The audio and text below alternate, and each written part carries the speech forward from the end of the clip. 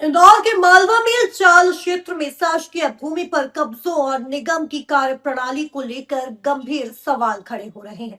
आरोप है कि जहां एक और अवैध निर्माणों को हटाने के आदेश पहले से जारी हैं, तो वहीं दूसरी ओर निगम के एआरओ तथा कथित गैर जिम्मेदार अधिकारी कथित रूप से उन्हीं परिसंपत्तियों पर नए खाते खोलकर पूरे मामले को उलझाने में लगे हैं।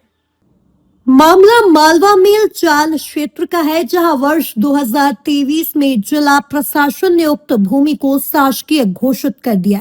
वहीं अवैध कब्जेदारों ने दबंगाई करते हुए उक्त भूमि पर फर्जी आवंटन के नाम पर कई स्थानों पर 1 और 2 मंजिला स्थायी दुकानों का निर्माण कर लिया गया। नगर निगम द्वारा इन निर्माणों को लेकर कार्रवाई की प्रक्रिया भी शुरू की जा चुकी है और भवन अनुज्ञा विभाग द्वारा कब्जे हटाने के आदेश जारी किए जाने की बात सामने आई है। लेकिन अब पूरे मामले में एक नया मोड़ आ गया है। आज एनकाउंटर न्यूज एमपी के कटघरे में एआरओ जितेंद्र पांडे। आरोप है कि निगम के एआरओ जितेंद्र पांडे द्वारा मार्च महावर्ष 2026 में राजस्व लक्ष्य पूरा करने के खेल में शासकीय भूमि पर स्थित कई संपत्तियों के खाते खोल दिए गए। एनकाउंटर न्यूज एमपी को मिली जानकारी के अनुसार फर्जी दस्तावेजों के आधार पर खाते स्वीकृत किए गए। सबसे बड़ा सवाल यह है कि जब संबंधित निर्माणों पर कार्रवाई के आदेश पहले से मौजूद है, तो फिर उन्हीं परिसंपत्तियों को निगम रिकॉर्ड में मान्यता देने जैसी प्रक्रिया क्यों अपनाई गई? क्या राजस्व वसूली के नाम पर शासकीय भूमि पर हुए अतिक्रमणों को अप्रत्यक्ष संरक्षण दिया जा रहा है?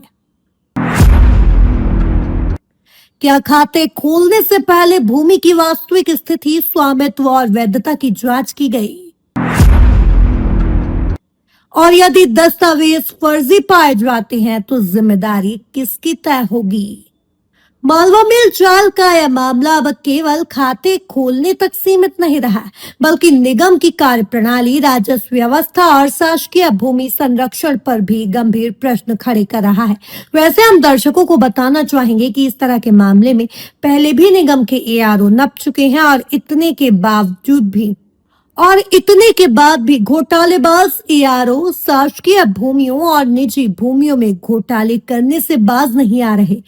वहीं इस मामले में जब जितेंद्र पांडे से चर्चा की तो उन्होंने कहा कि खाते पहले से खुले हुए हैं। वहीं जब उनसे सवाल किया तो वो खाते तो मार्च 2026 में खुले हैं, तो इसके जवाब में वो कुछ नहीं बोल पाए।